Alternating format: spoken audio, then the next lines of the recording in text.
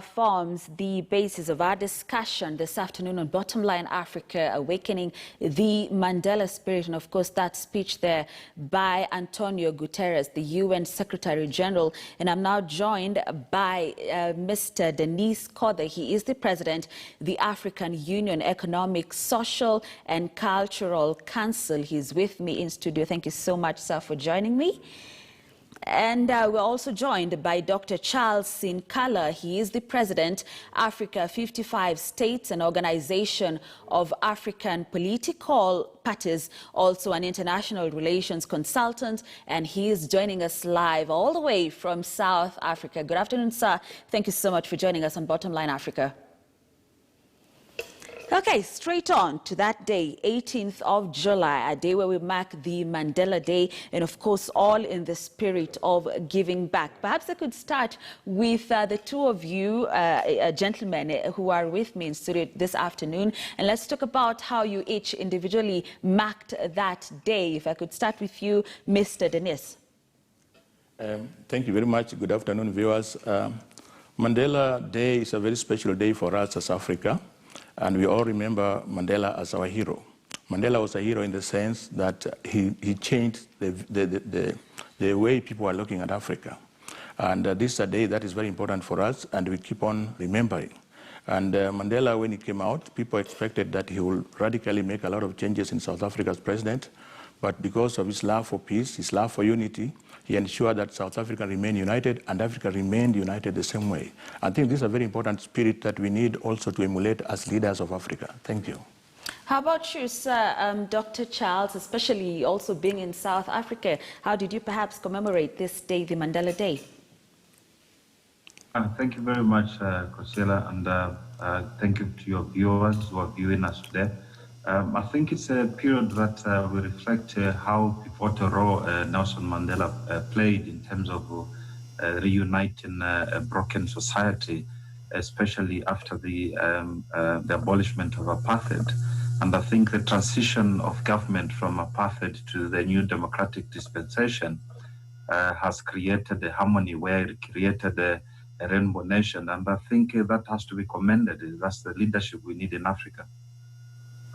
Thank you, sir. If we could take a look at that speech, the keynote lecture by Antonio Guterres, the UN Secretary, which has been termed as a bold one. He talked about inequality, and particularly saying that COVID-19 is shining a spotlight on this injustice. Mr. Denis, if I could engage you on this matter of inequality, and especially now with the pandemic and the fact that it's exposed everything that has been buried over the years, if I would put it like that, sir.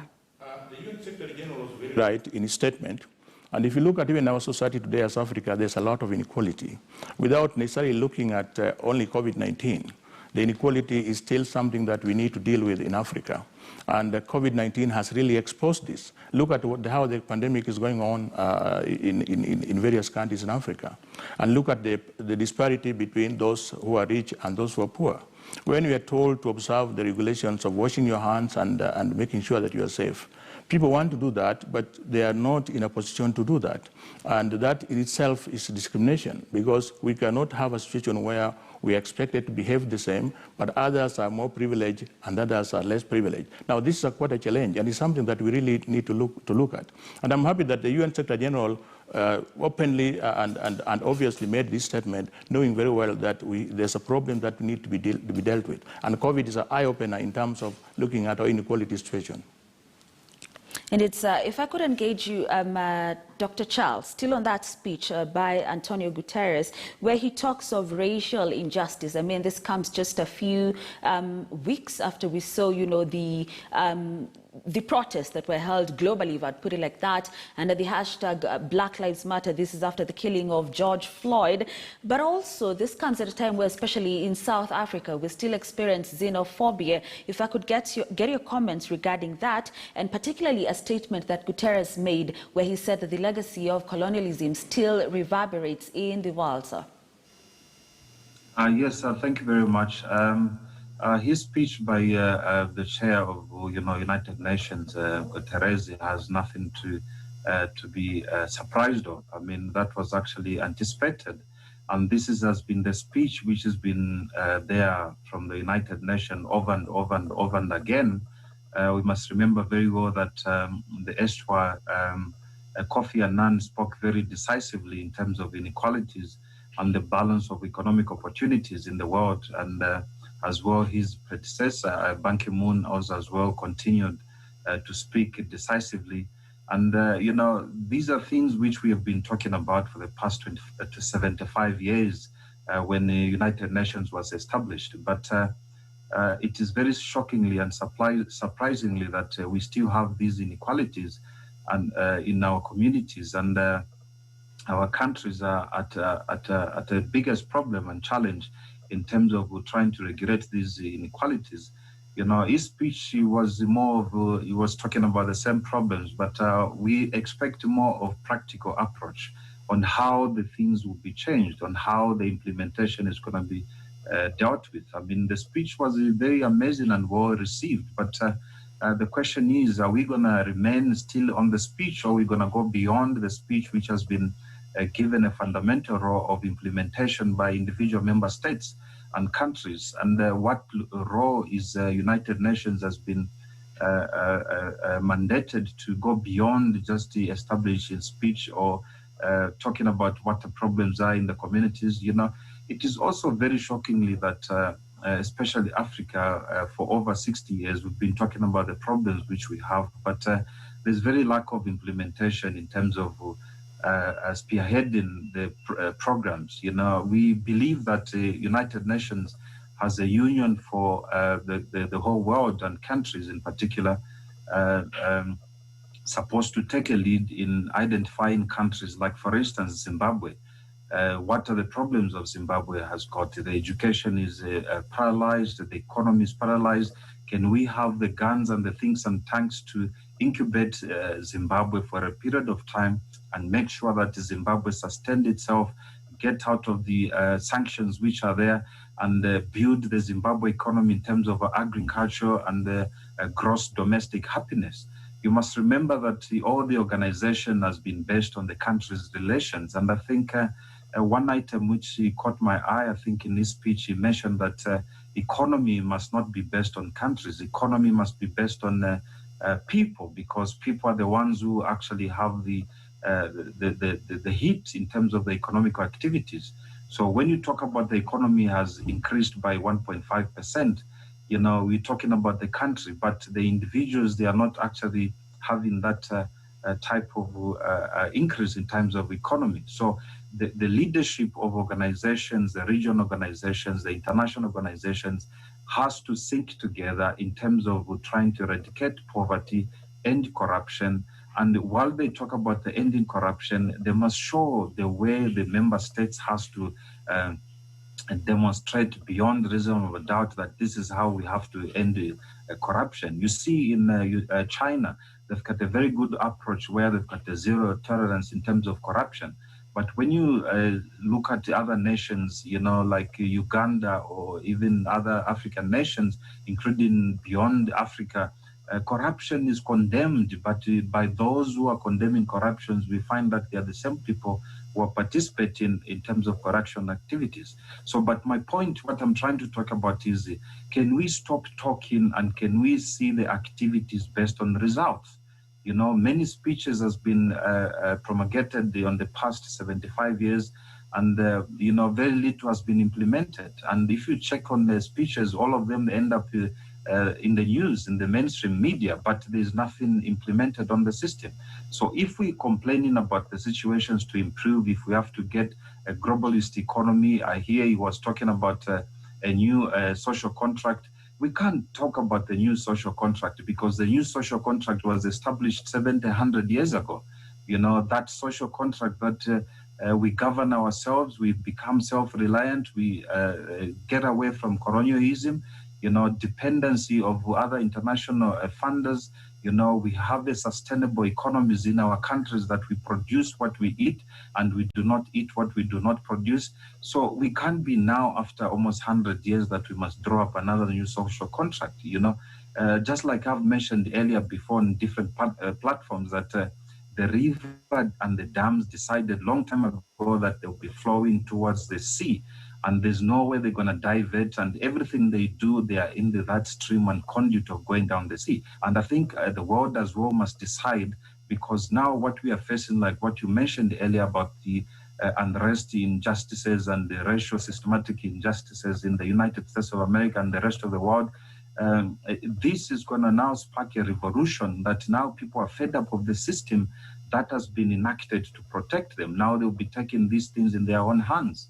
The policing as well and the law enforcement of injustices has been a disgrace, because we do not see the law enforcement to go door by door and make sure that the policies of inequalities has been established to protect people from different inequalities in the communities is adhered to.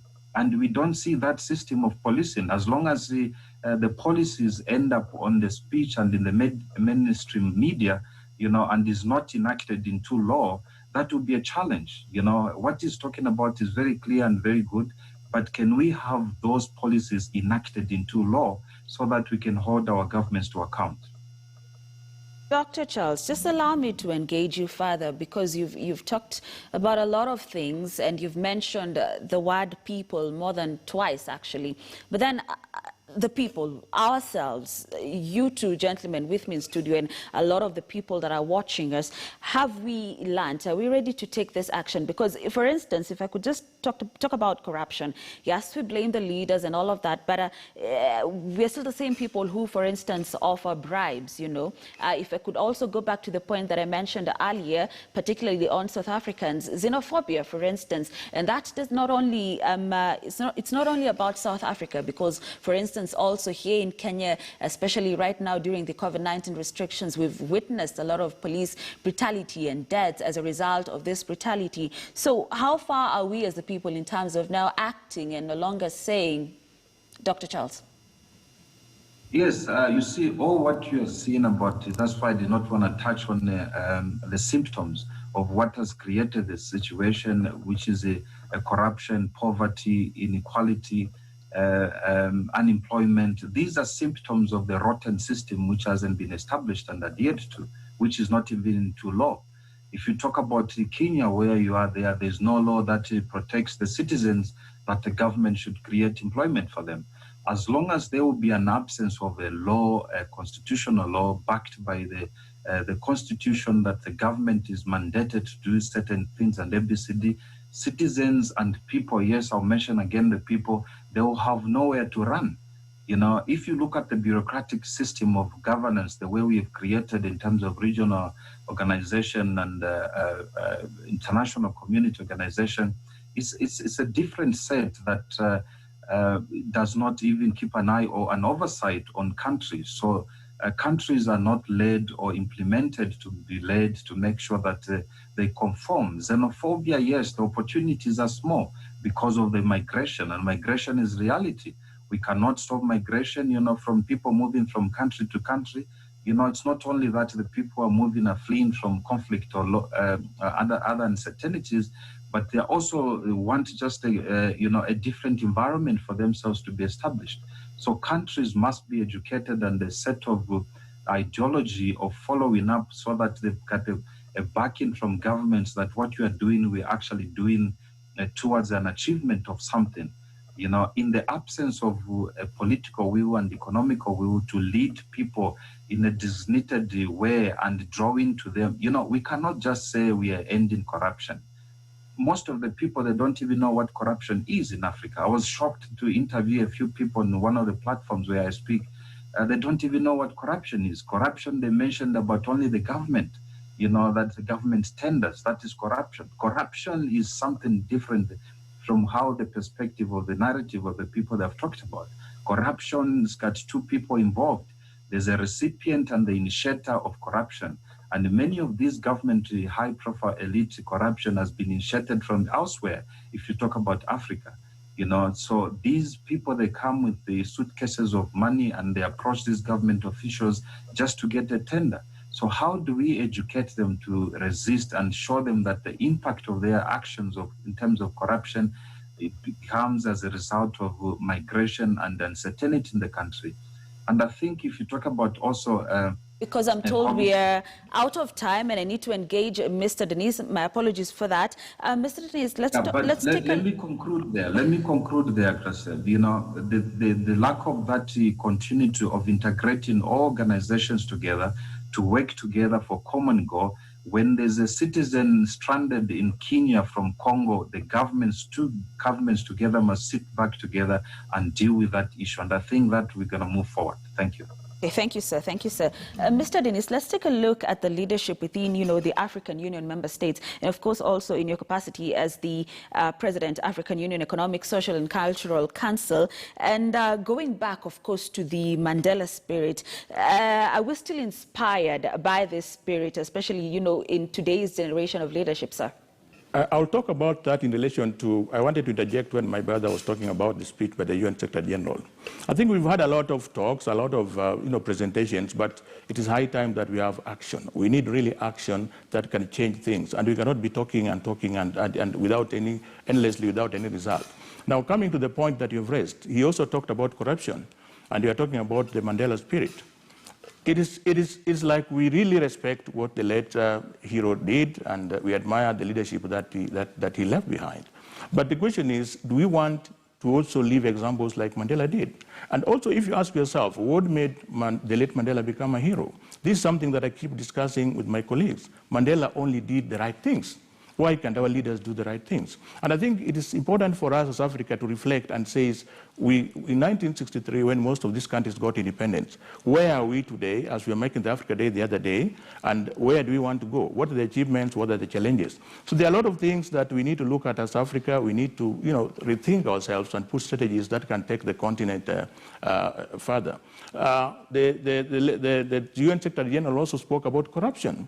Corruption has been talked about, but corruption is not just winning tenders in governments. Corruption is very huge. It's an institution of itself. And I'm happy to say this, that I was so happy when I was coming here that Senator Sakaja, who was involved in certain issues, apologized and resigned his position because of that.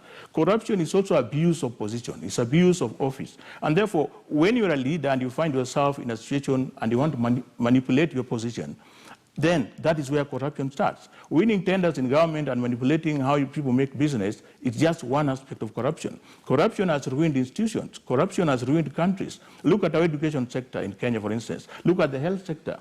You find that everything is not moving because of corruption. Now, these are some of the issues that are affecting us continentally. And when you talk about what the African leaders are doing at the continental level, I really compliment, because when I listen to the meetings that our leaders participate in, I think they also understand that there's a problem that we need to deal with. The question is, what is lacking? Where is the implementation? Why can't we put these things in practice so that we can stop them? Corruption can be stopped very easily. When the leaders take responsibility, like what Senator Sakaja just did today, and say, my minister has been implicated in a corruption-related scandal, and I'm the one responsible, and they resign. When ministers take responsibility themselves, or people in positions, and say, I'm responsible because this has been done within my docket. Who does that in Africa? Now, these are things that we talk about. These are things that many people write good papers about. But the question that is missing, the point that is missing is implementation. Now, I'm happy to say that we are on the right direction. The African leaders are beginning to point out ills that are affecting the continent. Various countries are beginning to ask themselves questions, beginning to analyze what needs to be done to improve the countries. And we must start by dealing with corruption.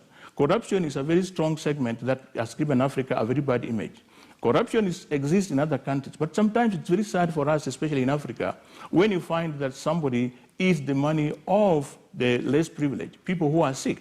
We have COVID now that is going on around the continent. You hear that money has been eaten, and this is money that's actually destined to help people who are sick. This is very sad for us as a continent. And therefore, I think that corruption issue is an issue that we must look at critically. Good governance issues are issues that we must discuss and we must talk about.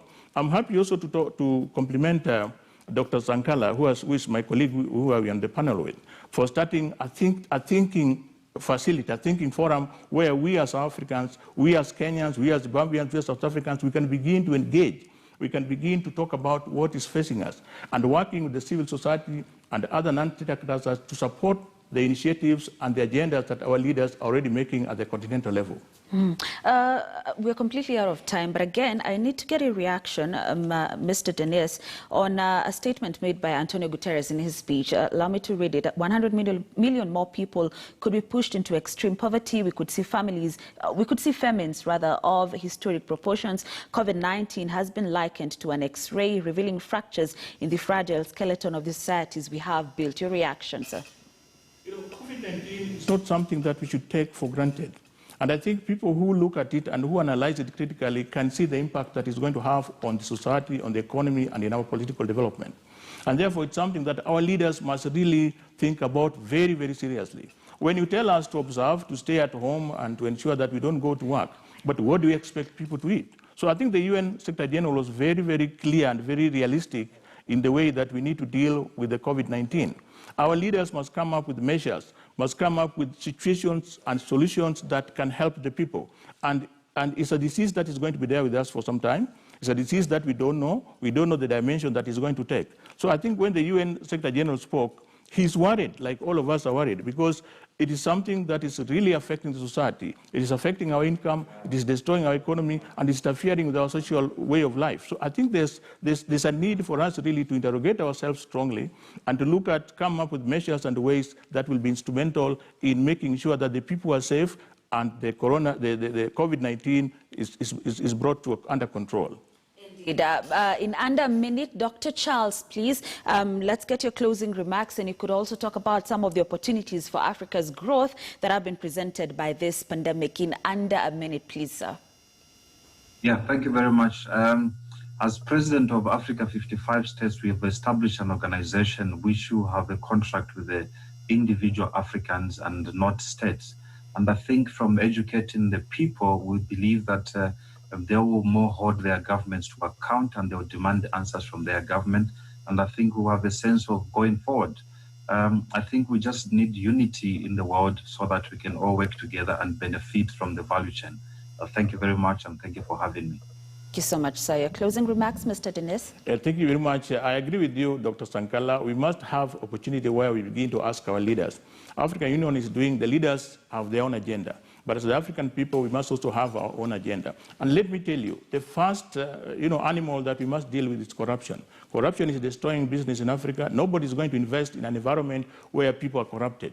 And people cannot be rich or identified to be rich by just products of corruption. We want to be rich by identified with what business have you established. If you go to Japan, for instance, and you see companies like Subaru, you see companies like Mitsui and Company, these are big companies which are started 100, 200 years ago. And when these companies are rich, they are rich from merit.